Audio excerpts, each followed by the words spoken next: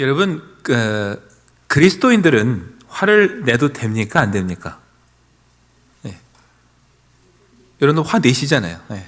뭐 이렇게 고민을 하셔야 돼. 그리스도인들은 분노해도 되나요? 안 되나요? 예수님은 어떻게 하셨을까요, 여러분? 우리가 어떻게 하는 게 맞나 잘 모를 때는 예수님을 한번 생각해 보면 됩니다. 예수님은 화를 내신 적이 있습니까? 없습니까? 예, 있습니다. 그럼 이제 예수님이 언제 화를 내셨나를 한번 이렇게 봐야 돼요. 요한복음 2장 보면은 예수님이 성전에 들어가시면서 상인들을 내쫓으실 때가 있었습니다. 요한복음 2장 15절에 노끈으로 채찍을 만드사 양이나 소를 다 성전에서 내쫓으시고 돈 바꾸는 사람들의 돈을 쏟으시며 상을 엎으셨다. 우리가 사랑해 주님 그러는데 아주 다른 모습이시죠. 엄청나게 화가 나셨어요. 간혹 이 말씀 가지고 오셔서 교회에서 바자회 하면 안 된다고 이런 분들 간혹 있습니다. 이 말씀을 좀 잘 이해 못 하신 거예요. 정확히 말하면 성전 뜰 안도 아니고 앞인데요. 여러분, 돈을 바꿔주고 양이나 소를 파는 게 사실은 잘못된 게 아닙니다.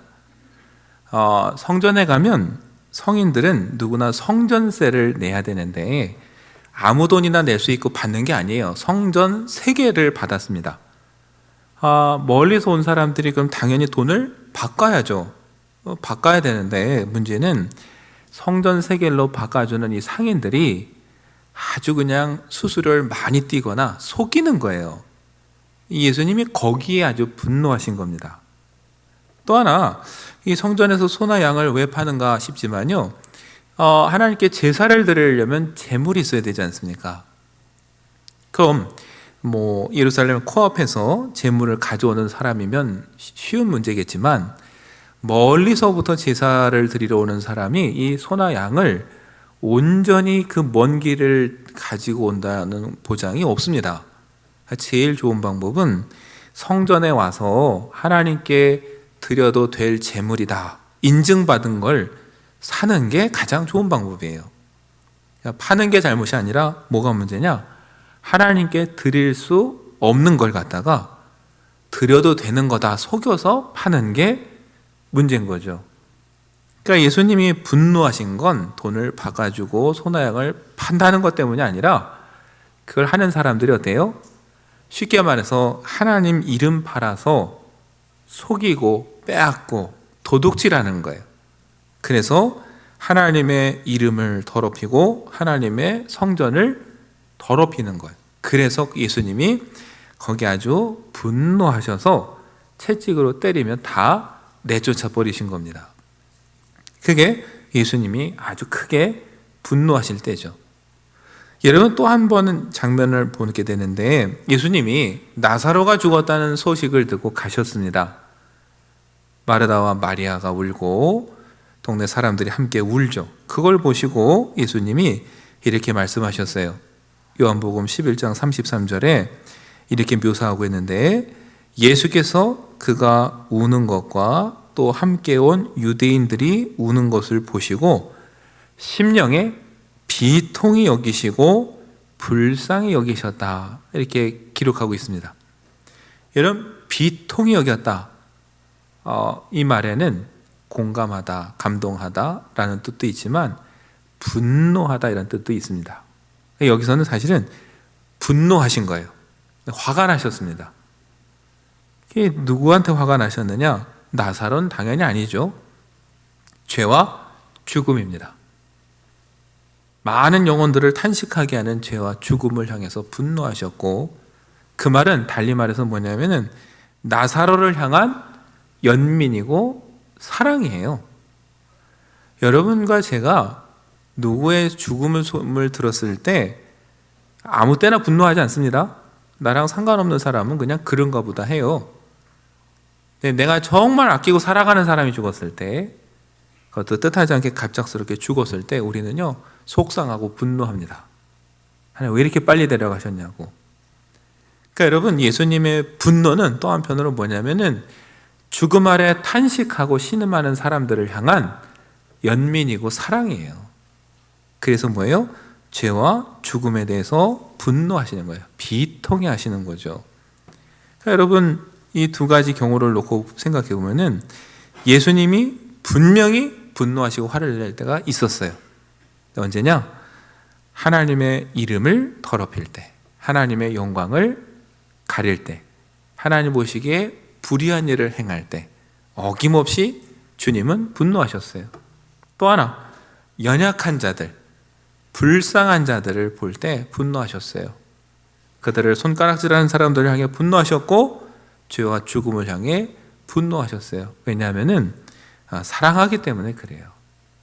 그래서 죽은 나사로를 사랑하기 때문에 분노하셨고, 아파하는 병자를 사랑하시기 때문에 안식일날 고쳐주나 안 고쳐주나 지켜보는 사람들에게 분노하시는 거예요. 아픈 사람 보면서 고쳐줄 생각 안 하고 누구 죄 때문이냐라고 물어보는 사람들에게 예수님이 분노하시는 거예요. 여러분, 묘하게도 결국은 뭐냐면 예수님의 분노는 뭐하고 관련이 있습니까? 사랑이에요.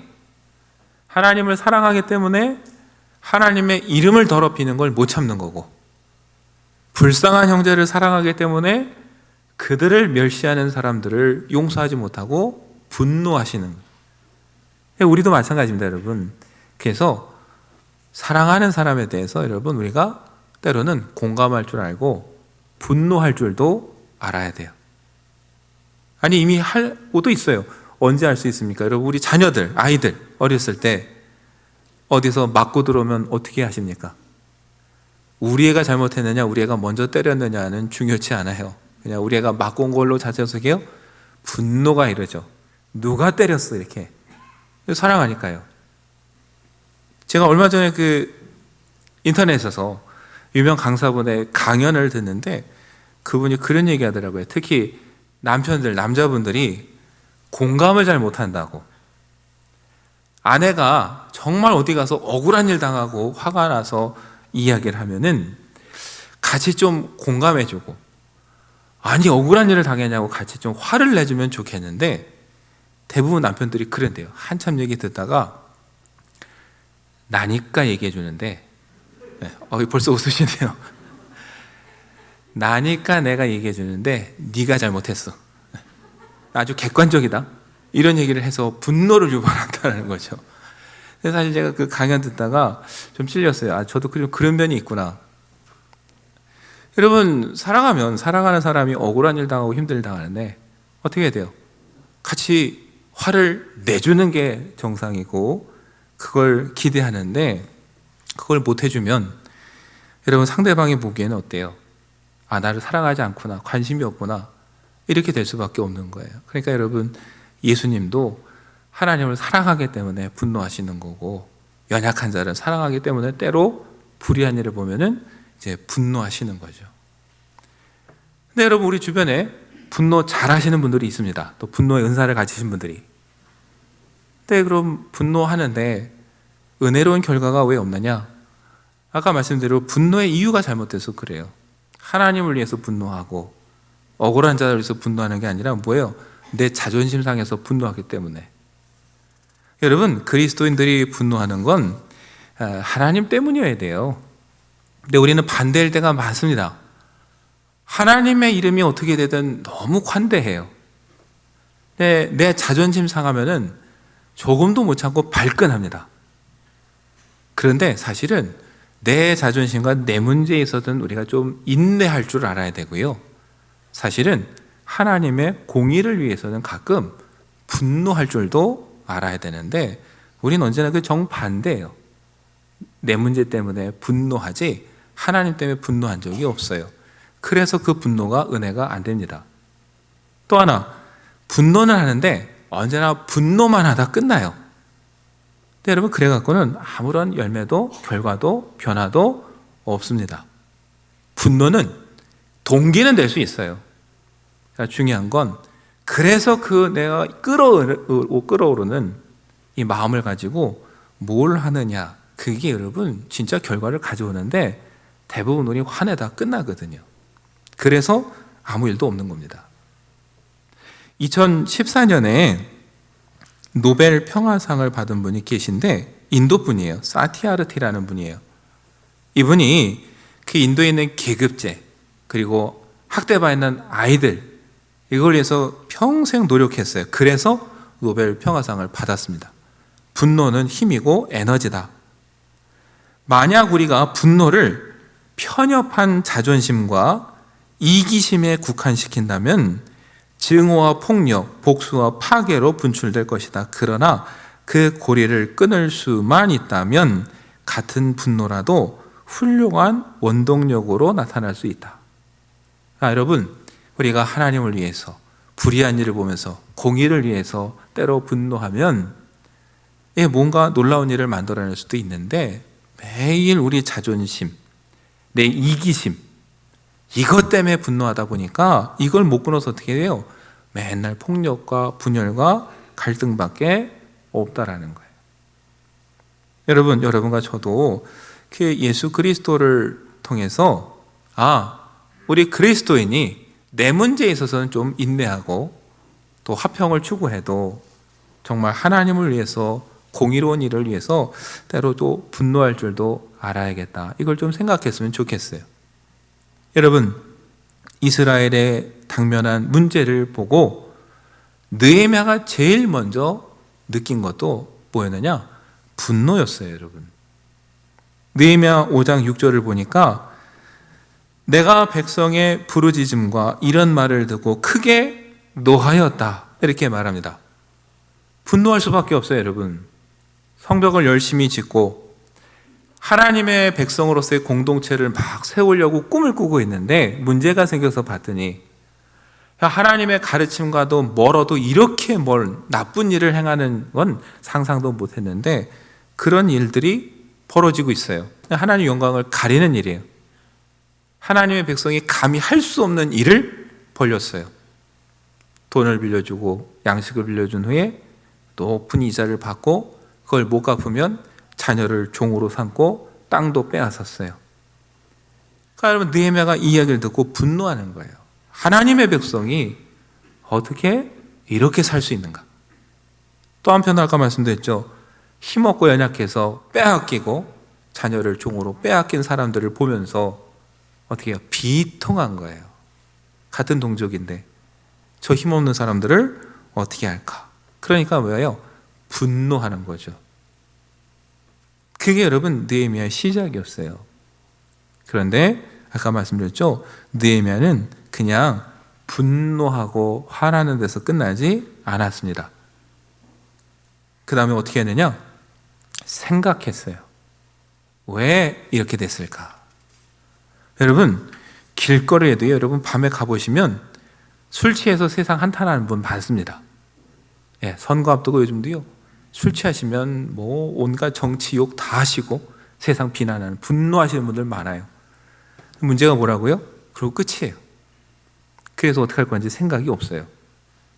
여러분, 느헤미야가 그 이야기를 듣고 분노했지만 노하였지만 그러다 끝난 게 아니에요. 그 다음에 느헤미야 5장 7절 보면 어떻게 하느냐? 노하였으나 다음에는 깊이 생각했다 그럽니다. 깊이 생각했어요. 뭐가 문제인지, 어디서부터 잘못됐는지, 그리고서는 귀족들과 민장들을 불러서 꾸짖어 말합니다. 각기 형제에게 높은 이자를 취하는도다. 그리고 사람들을 다 불러 모았어요. 여러분, 느헤미야가 분석한 첫 번째 이유는 귀족과 민장들, 지도자들이 잘못한 거예요. 양식을 빌려주고 돈을 빌려주고 너무 비싼 이자를 받아요. 그게 잘못됐어요. 그래서 그들을 먼저 불러서 야단칩니다. 그러면 안 된다고. 여러분, 그 다음에 어떻게 합니까? 또 이들을 불러서 말합니다. 느헤미야 5장 8절과 9절 보면은 그들에게 이르기를 우리는 이방인의 손에 팔린 우리 형제 유다 사람들을 우리의 힘을 다하여 도로 찾았거늘 포로로 끌려갔던 우리 동족을 겨우 힘들게 다시 찾아왔어요. 그런데 어떻게 되느냐? 그 다음 8절 보시면 너희는 너희 형제를 팔고자 하느냐? 더구나 우리의 손에 팔리게 하겠느냐 하매 그들이 잠잠하여 말이 없기로. 근데 이제 또 우리 동족이 팔려가는데 이번엔 누구에게 팔려가요? 같은 동족에게. 그럼 우리가 다시 또 돈을 지불하고 그들을 사와야 되느냐? 옳지 않다라는 거예요. 그러면서 9절에 말합니다. 내가 또 이르기를 너희의 소행이 좋지 못하도다. 이건 옳은 행동이 아니라는 거예요. 그리고 말합니다. 우리의 대적 이방 사람의 비방을 생각하고. 이방인들이 조롱할 짓이라는 거예요. 이방인들이 어떻게 조롱할지 생각을 해보라는 겁니다. 그리고 마지막에 말합니다. 우리 하나님을 경외하는 가운데 행할 것이 아니냐. 지난 시간에 나눈 말씀이죠. 하나님 두려워하면서 살아야 된다는 거예요. 하나님 무서운 줄 알면 어떻게 이럴 수 있느냐는 거예요. 이게 여러분 동족을 보고 왜 이렇게 됐을까 분노하고 그 다음에 느헤미야가 깊이 생각하고 찾은 이유이자 결론이에요. 귀족들이 민정들이 잘못했구나. 지도자들이 먼저 잘못했구나. 왜 이렇게 됐느냐? 하나님을 두려워하지 않고 하나님의 말씀으로부터 떨어져서 이렇게 되어서 옳지 못한 일을 하고 이제는 이방 사람들이 비웃을 만한 일을 하게 되었구나. 여러분 이게 깊이 생각하고 내린 결론이에요. 느헤미야는 언제나 이렇게 신중했습니다. 결단하면 용기 있게 행했지만 그전에는 어때요? 단 짧은 순간이라도 하나님께 기도하고 길을 찾았고 신중했어요. 예루살렘에 돌아왔을 때도 여러분 바로 성벽을 짓자고 안 했습니다. 어떻게 했습니까? 밤에 몇 사람만 데리고 예루살렘 성을 다 둘러봤어요. 그렇게 둘러보고 살핀 후에 그리고 건축을 시작했습니다. 그만큼 신중했던 느헤미야예요. 그래서 분노했지만 그 다음에 또 한 번 깊이 곱씹어보고 생각하는 거예요. 우리가 어디서부터 이렇게 잘못됐을까? 원인을 찾았어요. 그럼 이제 뭘 해야 됩니까? 원인을 찾았으니 고쳐야죠. 그래서 그들을 불러다가 말합니다. 뭐라고 말하느냐? 이자를 받지 마라. 그들에게 땅을 돌려주라. 기름도 돌려주고 포도주도 돌려주라. 그게 오늘 우리가 읽은 본문입니다. 너희에게 11절에 너희는 그들에게 오늘이라도 그들의 밭과 포도원과 감람원과 집이며 너희가 구워준 돈이나 양식이나 새 포도주나 기름의 100분의 1을 돌려보내라. 여러분 이들이 그렇게 하겠다고 했는데도 불구하고 또 제사장을 불러다 다시 맹세하게 합니다. 증인을 세우는 거예요. 다시 한번 확답을 받는 거예요. 그리고 제사장 앞에서 말합니다. 옷자락을 털어보이면서 누구든지 이 약속을 지키지 않으면 하나님께서 이렇게 다 그 집을 털어버리실 것이다. 그때 이들이 다시 한번 아멘으로 화답하면서 다짐을 하게 됩니다. 맞아요, 여러분. 느헤미야는요, 문제를 보고 분노하고 그 다음에 깊이 생각하고 그 다음에 결단하고 행동하는 거예요. 귀족과 민장들의 도움이 절대적으로 필요한 때입니다. 성벽을 지으려면. 그럼에도 불구하고 깊이 생각하니까 이건 잘못된 거예요. 그러니까 단호하게 말하는 거예요. 당장 멈추어라. 근데 여러분 느헤미야의 말에 이 사람들이 이렇게 따르게 된 이유가 또 하나 있어요. 그건 뭐냐면 느헤미야가 그냥 말로만 한 게 아니라 자기가 본을 보였다라는 거예요. 우리가 읽은 10절에 뭐라고 합니까? 나와 내 형제와 종자들도 역시 돈과 양식을 백성에게 꾸어 주었거니와 우리가 그 이자 받기를 그치자. 느헤미야가 하는 말이에요. 나도 내 형제도 돈을 빌려주고 양식을 빌려주었다. 그러나 나는 이자를 받지 않겠다라고 선언을 하는 거예요. 그러면서 너희도 받지 마라. 여러분 그 요청 앞에 누가 거절할 수 있겠습니까?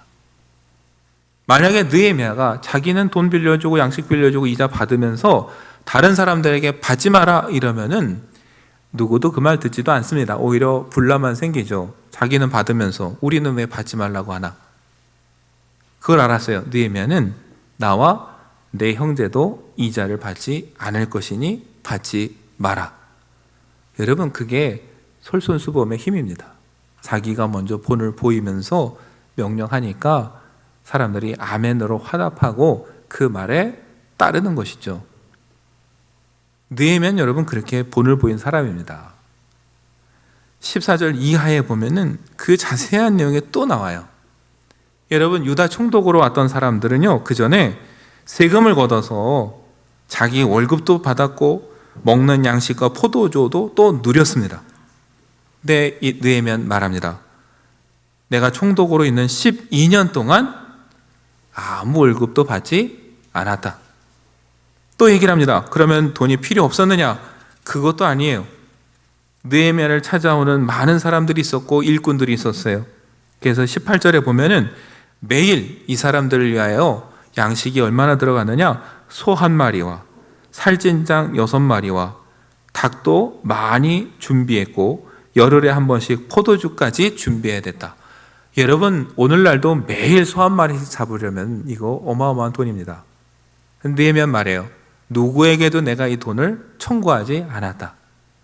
성벽 짓고 흉년에 어려운 백성들에게 내가 월급도 안 받고 이것까지 부담시키면 힘들까 봐 이것도 내가 해결했다라는 거예요.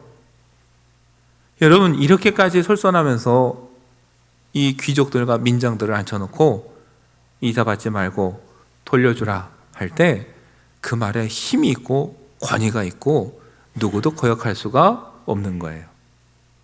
여러분, 그렇게 느헤미야는 뭐예요? 이 위기를 또 한 번 극복하고 이스라엘을 오히려 더 굳건한 공동체로 세워가게 되는 거예요. 말씀드렸죠. 살다 보면 뜻하지 않게 유리창 깨질 때가 있어요. 그냥 방치하면 더 문제가 생겨요.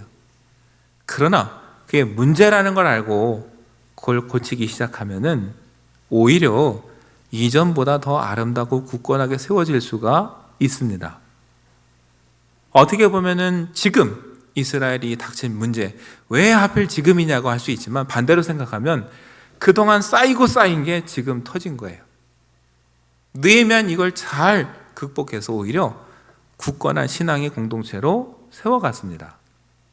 그렇다면 저도 여러분도 마찬가지예요. 우리가 미처 몰랐던 문제들이 이 코로나 시기를 거치면서 하나둘씩 드러나기 시작했습니다.